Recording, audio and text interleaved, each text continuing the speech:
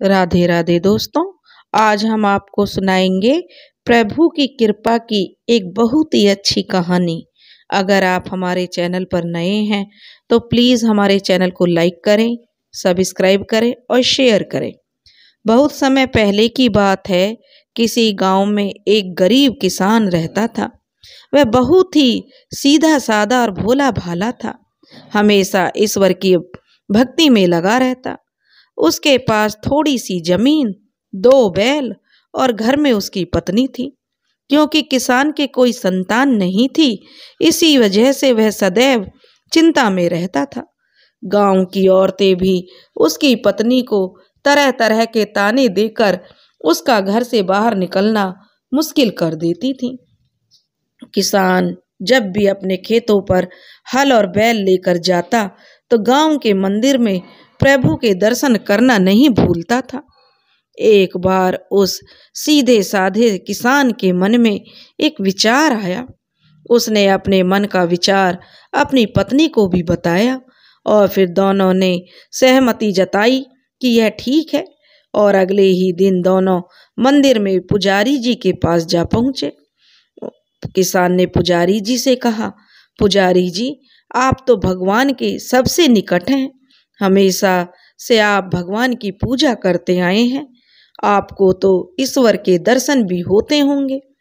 आप हमारी प्रार्थना उन तक पहुंचा दीजिए ना। उस मंदिर का जो पुजारी था वह बहुत लालची था। उसने सोचा, पता नहीं इनकी क्या प्रार्थना है। धन देने के लिए तो इनके पास फूटी कौड़ी भी नहीं है, लेकिन फिर भी सुन तो लूं, क्या पता मेरा ही कुछ फायदा हो जाए इस मूर्ख किसान के द्वारा। मन में ऐसा विचार करते हुए पुजारी जी ने कहा, हाँ हाँ सत्यनारायण, बोलो तुम्हारी क्या समस्या है। पुजारी ने उससे पूछा किसान से। किसान का नाम सत्यनारायण था। किसान सत्यनारायण बोला, पुजारी जी, मेरी पत्नी बांझ है तो उसके संतान हो जाए, इस बारे में आप प्रभु से बात करके देखो। पुजारी जी की नज़र उसकी जमीन पर तो पहले से ही थी। वह जानता था कि उसके मरने के बाद वह उसकी जमीन को हड़प लेगा। उसने कहा, सत्यनारायण, ऐसा करो, कल तुम और तुम्हारी पत्नी प्रातःकाल मंदिर में आ जाना। मैं रात को प्रभु से तुम्हारी समस्या का समाधान पूछने का प्रयास करूंगा। भोला किसान बहुत खुशी खुशी घर लौट आया और सुबह होने का इंतजार करने लगा। आज की रात उन दोनों को बहुत लंबी लग रही थी। किसान की पत्नी किसान से बोली कि स्वामी, क्या सचमुच पुजारी जी हमारी बात प्रभु से पूछेंगे? तो किसान कहने लगा, अरे भगवान, भगवान के बड़े भक्त तो हैं पुजारी जी, सबसे बड़े भक्त हैं। उनकी तो प्रभु जी, हमेशा ही प्रभु जी से बात होती होगी। उनकी पत्नी भी उसका विश्वास करने लगी। समय बीता, सुबह हो गई। जल्दी जल्दी सारे कामों से निपटा कर वे दोनों मंदिर में जा पहुँचे। पुजारी जी वहाँ की पूजा में व्यस्त थे। थोड़ी देर बाद जब पुजारी जी पूजा संपन्न कर चुके तो उन्होंने देखा कि किसान और उसकी पत्नी दोनों खड़े हैं। वह बोला, अरे सत्यनारायण, बैठो और अपनी पत्नी का घूंघट ऊंचा कराओ। प्रभु से क्या पर्दा, प्रभु तो सब देखते हैं और जानते हैं। पुजारी जी की आज्ञा पाकर भोले किसान ने अपनी पत्नी का घूंघट हटवा दिया। पुजारी जी उसके सामने बैठ गए। जैसे ही पुजारी जी की नज़र किसान की पत्नी से मिली, पुजारी जी के मन में लड्डू फूटने लगे। उसका ईमान डोलने लगा। वह सोचने लगा, लगता है प्रभु मुझ पर कुछ ज़्यादा ही प्रसन्न है। अब मैं इसे ऐसी तरकीब बताऊंगा कि इसकी जोरू और जमीन दोनों मेरी हो जाएंगी। कहते हैं ईश्वर तो सर्वव्यापी है। सो वह पुजारी के पवित्र स्थान पर बैठकर नापाक इरादों को भी सुन रहा था। प्रभु ने सोचा, पहले तू नीचे गिर, मैं भी देखता हूँ कि तू कितना नीचे गिरेगा। कर्मों का हिसाब तो मैं बाद में करूँगा। पुजारी ने किसान से कहा, सत्यनारायण, रात को जब मैंने प्रभु को प्रसन्न किया तो वे मेरे सामने आकर बोले, पुत्र, किसान से कहना पहले वह अपनी परीक्षा देकर मुझे प्रसन्न करे, तब मैं उसकी प्रार्थना सुनूंगा। भोला भाला किसान उसके नापाक इरादों को भाप नहीं सका और वह उत्सुकतावश बोला, बोलिए पुजारी जी, जल्दी कहिए, मुझे प्रभु के लिए कौन सी परीक्षा देनी होगी। पुजारी जी बोले, सत्यनारायण, बहुत कठिन परीक्षा है, उसमें तुम्हारी जान जाने का भी खतरा है। मुझे लगता है तुम रहने ही दो, तुमसे यह सब नहीं हो सकेगा। किसान कहने लगा, वह नहीं नहीं, आप बताइए, मैं सब करने के लिए तैयार हूँ। पुजारी इस तरह की बातें कर पुजारी जी किसान को उकसाने लगा और जब पुजारी जी से किसान ने कहा, बताइए ना पुजारी जी, प्रभु ने क्या आदेश दिया है, तो पुजारी बोला, सत्यनारायण सुनो, यह मेरा नहीं प्रभु का आदेश है कि तुम अपने हल को साफ सुथरा करके आने वाली अमावस्या को आधी रात के बाद प्रथम पहर यानी 2 बजे से 3 बजे शुभ बेला में अपने साथ कुछ पुष्प, रोली, चावल लेकर गांव के बाहर वाले बाग में पीपल के पेड़ के पास पहुंच जाना। वहां उस हल को जमीन में इस प्रकार गाड़ना कि उसका लकड़ी वाला हिस्सा जमीन के अंदर और लोहे वाला हिस्सा जिससे जमीन की मिट्टी पलट जाती है वह ऊपर की ओर रहे, और फिर उस लोहे वाले हिस्से पर रोली का तिलक लगाकर थोड़े चावल समर्पित करके उस पर फूल चढ़ा देना और प्रार्थना करना, हे प्रभु, मेरी पूजा से प्रसन्न होकर मुझे दर्शन दीजिए। फिर उस पीपल के पेड़ पर चढ़कर अपने वस्त्र उतार देना और केवल अधो वस्त्र धारण किए रहना। उसके बाद अपने पेट को जमीन की ओर करते हुए पेट के बल हल्के उस लोहे वाले हिस्से के ऊपर गिर जाना। अगर प्रभु प्रसन्न हो गए तो तुम्हारे सारे कष्टों का निवारण कर देंगे। यह बात जब किसान की पत्नी ने सुनी तो वह जोर से चिल्लाई, नहीं स्वामी, तुम ऐसा कुछ नहीं करोगे। इससे आगे वह कुछ कह पाती कि पुजारी ने उसका हाथ अपने दोनों हाथों में थाम लिया, उसको सहलाकर कुछ दबाते हुए बोला, अरे पगली, तू कैसी भारतीय नारी है जो पति को ईश्वर दर्शन से रोकना चाहती है। तू नहीं जानती तू कितना बड़ा पाप कर रही है। पत्नी का तो धर्म है पति के नेक कार्य में भागीदार बने, और तू है कि।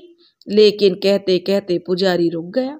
लेकिन अगर इन्हें कुछ हो गया तो पुजारी जी की बात काटकर पुजारी की पत्नी ने पूछा, तो पुजारी जी ने कहा, अरे पगली, इसे कुछ नहीं होगा, इसे तो प्रभु के दर्शन होंगे, और अगर कुछ ऐसा वैसा हुआ तो हम लोग हैं ना तेरी मदद के लिए।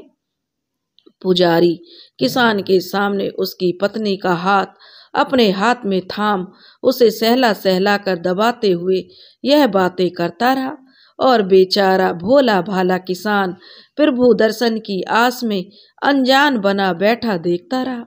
कहते हैं स्त्रियां अपनी आबरू पर आने वाले संकट को बहुत जल्दी भांप लेती हैं। वह भी पुजारी के नापाक इरादों को भांप चुकी थी। तभी किसान की पत्नी ने जोर से अपना हाथ उसके हाथों से खींचकर साड़ी में छुपाने का प्रयास किया। अब किसान और उसकी पत्नी मंदिर से उठकर वापस घर लौट आए। किसान को अब आने वाली अमावस्या का बेसब्री से इंतजार था। उसकी पत्नी उसे इस कार्य को करने के लिए मना करती और कहती कि इसे मत करो, हमें संतान की कोई आवश्यकता नहीं है। लेकिन किसान उसकी बात अनसुनी कर देता। आखिर आज अमावस्या की काली रात भी आ गई जिसका उसे इंतजार था। यमदूतों ने बाग में डेरा डाल दिया। वह किसान की आत्मा को ले जाने के लिए तैयार बैठे थे। किसान आज की रात प्रभु दर्शन की आस में सो नहीं सका, और उसकी पत्नी पति वियोग में सोच सोच कर घुली जा रही थी। आखिर वह घड़ी आ पहुंची जिस घड़ी की प्रतीक्षा किसान सत्यनारायण दास को पिछले कई दिनों से थी। स्नान आदि से निवृत्त होकर अपने पूजा की सभी सामग्री तैयार करके हल को साफ सुथरा करके वह पत्नी के पास गया और बोला, सुनो भाग्यवान, अब मैं जा रहा हूँ, मुझे द्वारे तक तो छोड़ने नहीं चलेगी। इतना सुनते ही उसकी पत्नी की आंखों से आंसू बहने लगे। वह जोर जोर से रोने लगी। उसे लगा शायद आज मैं इन्हें अपनी जिंदगी से विदा कर रही हूँ। वह अपने पति के पैरों में लिपटकर रोते रोते कहने लगी, स्वामी जरा सोचो, मुझ अभागन बांझ औरत के साथ इस गांव में कैसा व्यवहार होता है, और यदि मैं विधवा हो गई तो मेरा क्या होगा। मैं तो जीते जी मर जाऊंगी। यह दुनिया मुझे जीने नहीं देगी। अभी तो आप हैं जो मेरी रक्षा करते हैं, फिर तो यह गिद्ध मुझ अबला को नोच नोच कर खाएंगे। स्वामी मेरी बात समझो, इस प्रण को त्याग दो। मुझे संतान नहीं चाहिए। मेरे लिए तो मेरा सुहाग ही काफी है। कुछ तो सोचो स्वामी, कुछ तो बोलो। किसान शांत भाव से बुत बना हुआ अपनी पत्नी की सारी बातें सुनता रहा। उसने आज तक अपनी पत्नी की ऐसी हालत कभी नहीं देखी थी। वह सोचने लगा, कितनी स्वार्थी है यह औरत, और मैं ही बेकार में इसके तानों की फिक्र किए पड़ा हूँ। फिर एक पल रुककर उसने सोचा, नहीं सत्यनारायण, सोच, यह पत्नी तुझे कितना प्रेम करती है। अपने सुहाग के आगे उसे कुछ और मंजूर नहीं है, लेकिन मेरा भी तो अपनी पत्नी के लिए कुछ कर्तव्य बनता है कि सारे कर्तव्य पत्नी को ही निभाने थोड़ी होते हैं। उसने उसे उठाकर अपने गले से लगाते हुए कहा, अरे पगली, जो तुझ पर बीतती है वह मुझसे भी देखा नहीं जाता। तू ही बता, मैं तो खेत खलिहान जाकर अपना मन लगा लेता हूँ, और तू कब तक दुनिया के तानों से घुट घुट कर मरेगी। सच मैं यह समाज बहुत खुदगर्ज और निर्दयी है। हम जैसे गरीबों का यहाँ कोई नहीं है। खैर तू छोड़, परेशान ना हो। अगर मुझे प्रभु मिल गए तो मैं उनसे तेरी सारी समस्याएं कह दूंगा। अभी तू मुझे जाने दे, अपने आंसू पोंछ ले। तू ही तो मेरी हिम्मत है। पगली, तेरे सिवा मुझ दुखिया का भी तो कोई नहीं है। भगवान भी हम गरीबों से ही रूठता है। अच्छा हट, अब मुझे जाने दे। प्रभु मिलन की शुभ घड़ी बीती जा रही है। और ऐसा कहते हुए भोला भाला किसान घर से निकल गया। उधर उसकी पत्नी अपने बिस्तर पर जाकर हूक भर भर कर रोने लगी। कुछ ही समय में सत्यनारायण बाग में पहुंच गया। बाग में बहुत सन्नाटा था। सियारों की आवाजें उसे डरा रही थी। किसान का मन ही मन अब डर रहा था। अब किसान क्या करे। अब किसान को डर तो लग रहा था, लेकिन उसका निश्चय पक्का था।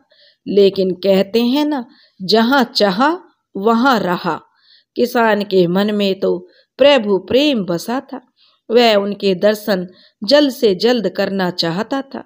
इसलिए उसने सारे कार्य वैसे ही किए जैसे उस पुजारी ने किसान को समझाया था। वह पीपल के पेड़ पर चढ़ गया और प्रभु को याद करके अपना पेट जमीन की ओर करते हुए हल पर गिर गया। उसके मन में जरा भी घबराहट नहीं थी। प्रभु दर्शन के बारे में तनिक भी संदेह नहीं था। लेकिन तभी कुछ ऐसा हुआ जिसकी कल्पना किसी ने नहीं की थी। चारों ओर खामोशी ही खामोशी थी। एक दिव्य प्रकाश पुंज चारों तरफ फैल गया और हल पर गिरने से पहले ही प्रभु ने किसान को जो अपने हाथों में थाम लिया। किसान की आंखें बंद थी। जब उसने अपनी दोनों आंखों को खोला तो देखकर आश्चर्यचकित रह गया। भला मेरे प्रभु, इतने सलोने, इनकी ऐसी छटा जिसका वर्णन करना भी असंभव है। ईश्वर के इस प्रकाश पुंज की उपस्थिति में वे यमदूत चले गए, क्योंकि हर अंधकार को ज्ञान और आस्था के द्वारा दूर किया जाता है। प्रभु के रूप को किसान प्रभु की गोद में लेटे हुए निहारता रहा। कुछ देर बाद प्रभु ने कहा, पुत्र, तुम कितने भोले भाले हो। पुजारी कितना दुष्ट है, तुम उनकी बातों को भांप नहीं सके। अगर मैं नहीं आता तो क्या हाल होता तुम्हारा। तुम्हें इसका जरा भी आभास नहीं था ना भगवान। किसान तो प्रभु के चरणों में गिर पड़ा और बोला, प्रभु, पुजारी तो आपका अन्यन भक्त है। उसने ही तो मुझे आपसे मिलने का आपका आदेश सुनाया था, और प्रभु की बात तो हमेशा सच होती है।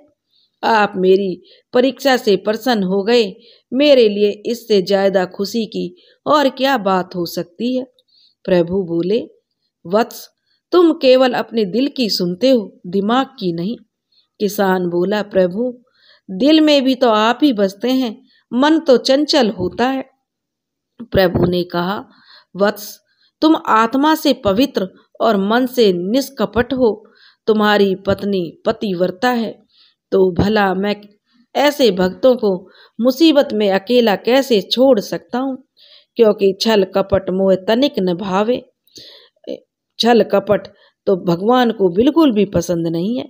मैं तो सभी प्राणियों में हूँ। तुम अपने को पहले मुझे समर्पित तो करो। आज प्रभु ने किसान की बहुत दिनों की इच्छा को दर्शन देकर पूरा कर दिया।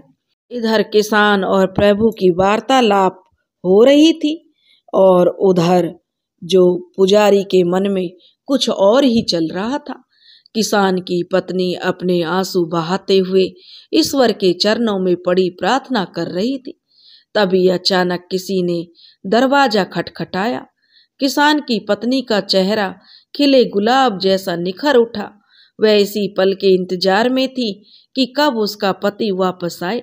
वह दौड़ती हुई दरवाजे की ओर बढ़ी और दरवाजा खोलते ही बोली, आ गए तुम? मैं कब से तुम्हारा इंतजार कर रही थी। ओह! सामने पुजारी को देखकर अचानक उसका चेहरा मुरझा गया। उसने ऐसी कल्पना तो कभी नहीं की थी। पुजारी बोला, अरे पगली, तूने मुझे बुलाया और देख हम आ गए। अब मैं और तू, समझी ना। कहते हुए उसने किसान की पत्नी का हाथ पकड़ लिया और वह उसे बिस्तर की ओर ले जाने लगा। किसान की पत्नी जोर जोर से चिल्लाने लगी, स्वामी, तुम कहाँ हो? तुम आते क्यों नहीं? अब मुझे कौन बचाएगा इस जल्लाद से। हे प्रभु, तुम ही मेरी पुकार सुनो। और वह करुण पुकार सुनकर प्रभु उठ खड़े हुए और किसान से कहने लगे, वत्स, अब तुम जल्दी घर जाओ। तुम्हारी पत्नी तुम्हारी राह देख रही है। अगर अब तुमने जाने में देरी की तो तुम कहीं के नहीं रहोगे। तुम चिंता नहीं करना, अब तुम्हारे दिन फिरने वाले हैं। मैं अपने भक्तों को संकट में नहीं देख सकता। जाओ, जल्दी करो। कहते हुए प्रभु अंतर्ध्यान हो गए। किसान ने प्रभु के चरणों की धूल को अपने मस्तक से लगाया और तेज कदमों से घर की ओर चल पड़ा। घर पर पहुंचकर उसने दरवाजा खुला हुआ देखा तो पुजारी उसकी पत्नी के बाल पकड़कर उसे घसीट रहा था। उसकी पत्नी प्रभु बचाओ बचाओ चिल्ला रही थी। वह जल्दी उसकी तरफ दौड़ा। जब पुजारी ने किसान को देखा तो वह तेज तेज कदमों से खुले दरवाजे से भाग निकला। किसान की पत्नी दौड़कर अपने पति के सीने से लगकर रोने लगी। वह भी उसको गले से लगाए बुत बना खड़ा देखता रहा। दोनों थोड़ी देर तक चुपचाप एक दूसरे को देखते रहे। दोनों की आंखों में अजीब सी चमक साफ दिख रही थी। उनकी जुबान खामोश थी, आंखें ही सब कुछ बयान किए जा रही थी। किसान की पत्नी जहां अपने पति के सलामत आने से खुश थी, तो किसान भी प्रभु के दर्शन से बहुत प्रसन्न था। वे पुजारी को भूल जाना चाहते थे। कुछ दिनों बाद किसान सत्यनारायण के घर पर प्रभु नारायण का आशीर्वाद फलने लगा और धीरे धीरे उनका घर धन धान्य से भरने लगा। और 9वें महीने ही किसान की पत्नी ने एक चंद्रमा के समान सुंदर पुत्र को जन्म दिया। पुत्र को पाकर और उनके सभी संकट दूर हो गए। किसान और किसान की पत्नी खुशी खुशी अपने जीवन को जीने लगे। गांव में चारों तरफ उनकी इज्जत बढ़ गई। मंदिर का जो पुजारी था उसे कोढ़ की बीमारी हो गई। कोढ़ की बीमारी के कारण लोगों ने उसे मंदिर से निकाल दिया। अब वह भीख घर घर मांगने लगा, लेकिन उसे कोई भीख देकर भी राजी नहीं था। सब उसे दुत्कारने लगे और किसान धीरे धीरे गांव का मुखिया बन गया। उसकी चारों तरफ बहुत इज्जत होने लगी।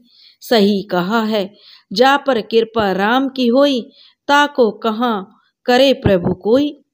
भगवान की जिस पर कृपा हो जाती है उसका कोई कुछ नहीं बिगाड़ सकता। तो बोलिए श्री भगवान श्री हरि नारायण की जय। बोलो श्री राधे राधे। दोस्तों, अगर आपको हमारी कहानी पसंद आई हो तो प्लीज़ हमारे चैनल को लाइक करें, सब्सक्राइब करें और शेयर करें।